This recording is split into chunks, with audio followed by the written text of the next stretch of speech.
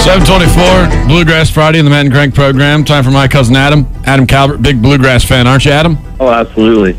Who isn't? Hey, did you watch the draft last night at all? I watched some of it. I saw that the Ravens flubbed their pick. Well, yeah, they didn't get it in on time on 26, but they came in 27. They got the guy they wanted, Jimmy Smith. So still good. What'd you think about Cam Newton? Opinions, perspectives? I don't know. It seems a little silly. Didn't they just draft a quarterback like 2 years ago? Yeah, I know. They have an entire. I think they have 6 quarterbacks on their team, all under the age of 22. It's a bit of an exaggeration, but I mean it's not much of one. We were talking a second ago about this big quarterback draft, and I think the last time that there was this many quarterbacks drafted in the first round, especially in the top 10 or 12, was in 1999. But you got to look at 1999. That's the teams that drafted quarterbacks better hope it doesn't play out like 1999 did, because in 1999 it was. Okay, Donovan McNabb was drafted then, so that ended up being relatively a success, although they never won a Super Bowl. Dante Culpepper, they got a couple effective years out of him. They got a couple effective years out of Randy Moss. Dante Culpepper just happened to have the arm that could throw it downfield. Dante Culpepper, that's their second most successful, and then from there it was like Tim Couch and Achilles Smith, just complete people. I was going to say Achilles Smith. I thought he was in that draft. Yeah. So it was just a bunch. It was a big washout. So we'll see. We'll see if it works out this way again. Well, I mean, I don't know. It seemed like they had a lot. Carolina had a lot of other needs besides quarterback, and Cam Newton isn't exactly a quarterback that's going to step in this year and play. I mean, he's going to take at least a year to develop, from what all the scouts are saying. Yeah, but they're going to throw him right into the fray, and I don't know, especially with the whole quote-unquote lockout, where they're not, because technically they're not locked out, but they're not allowed to participate in any football activities, so it's not like right now they can go through and do anything with free agency. So I don't know, they're kind of screwed either way, so you kind of can't blame them, but then again, it's not. I don't think it's going to help them in the least. Well, plus, Adam, they do have a lot of needs, and the needs start at the top. But unfortunately, you can't draft a new owner. So yeah, that's true. Which would be nice. If it was, I wish the Orioles would draft one. That's very, very good point. Oh, I've made a decision, Adam. Maybe we can start a Facebook petition to where we will only watch Orioles games that are televised if they are at or above 500. That's not a bad idea. There you go. Yeah, but I mean, you've got to push them over the 500 edge, though, somehow. Well, screw them. They can do it themselves. I don't have to watch them do it. Get there, and then I'll start supporting you again. But you've disappointed me for the majority of my life, so you don't deserve my fanship until you're above 500. But we don't have a whole lot of time, so let's jump into this. Now, I think everybody in the sound of my voice has probably been overcharged at a bar, and maybe they've argued with the bartender up front about it. But this guy's really taking the cake here. He's an attorney who specializes in drunk driving offenses. He's suing a Florida strip club, claiming it got him so drunk that he spent almost $19,000 on his credit card. Marc Gold, he's filed this lawsuit and alleges that Gold Rush knowingly and continuously served the plaintiff alcoholic beverages to the extent that he was rendered intoxicated, partially or temporarily unconscious, and further to the extent that he had a complete loss of judgment, rational thought, or ability to enter into lawful contracts or agreements. He went on to say that they knowingly caused an irrational state of mind, and then they charged him excessive amounts to the extent of $18,930. The lawsuit makes no mention of how many drinks or services the 56-year-old may have bought. He's demanding that the club's owner refund him his money in its entirety. This guy, I mean, look, you go to a bar, you're going there for a reason. You're going to go there, you're going to get drunk. You're going to a strip club, you're already going to a place with some loose morals and some questionable standards. How much of a case this guy got? Very little. Normally, the rule is that just being drunk doesn't excuse you from a contract. But if the person is so drunk that they can't understand the nature of the transaction, there might be an excuse for getting out under it.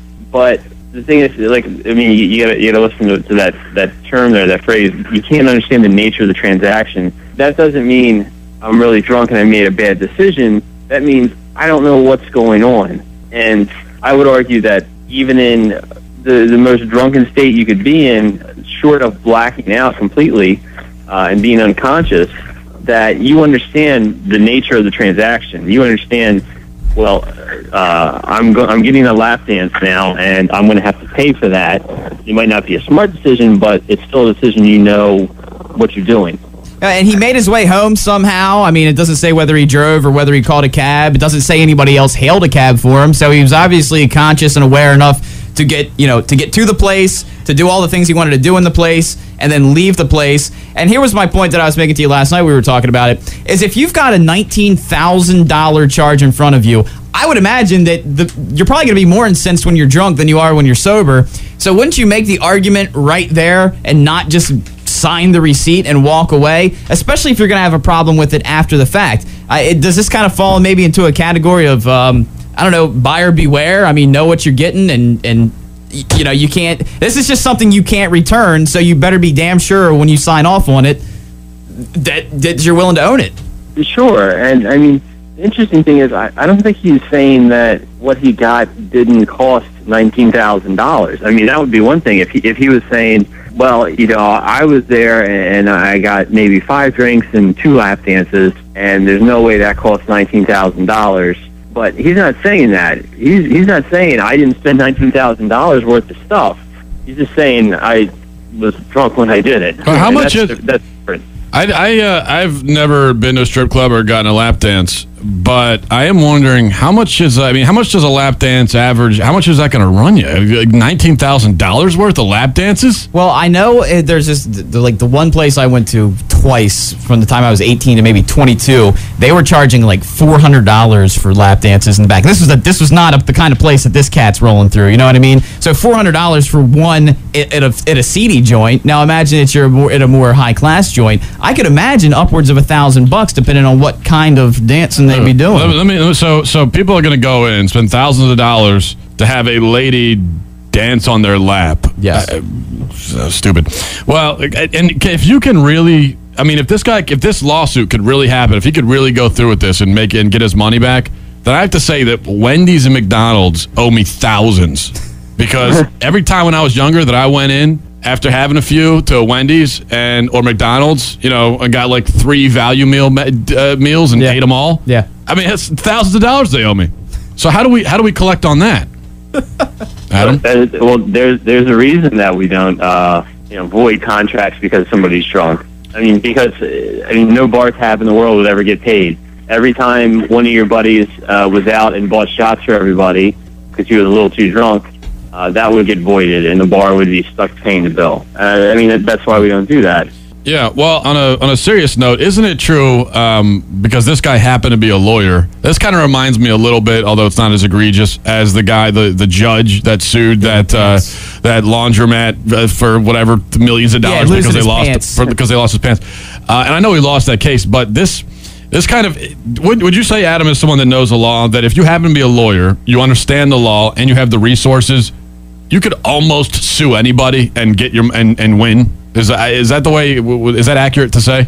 Well, sue anybody and get something back for it. I mean, this guy probably doesn't think that he's going to win, but maybe he thinks he'll get some of his money back just because of the nuisance of the lawsuit. And if you're a lawyer, it's certainly a lot simpler for him to draft this complaint, which probably took him like half an hour.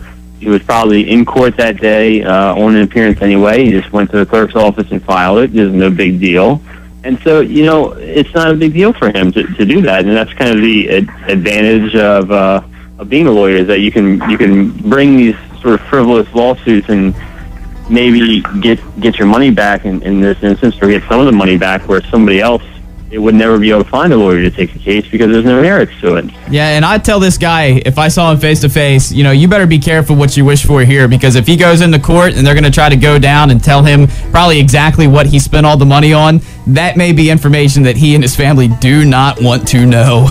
Exactly. Yeah, that's what I was going to say. It's very bold anyway. Bold move on his part, putting this out there. All right, Adam, we got to wrap it up there, and we will talk to you next week. All right, guys. Take care. All right, man. Happy Easter. 7:33. It's still technically Easter season. A lot of our listeners now who are lap dance experts, at least on the receiving end, not giving them I hope not. Yeah, well, probably both. Nick and George are both texting. They said normal lap dance about $30, $200 for the happy ending. So, yeah, $30. Isn't it? Look, I'm not trying to be a prude here. Isn't it pathetic to pay a chick $40 to sit on your lap? A little bit. I mean, come on. And and that's the thing. Here's another piece of advice. Don't take a credit card to a strip club.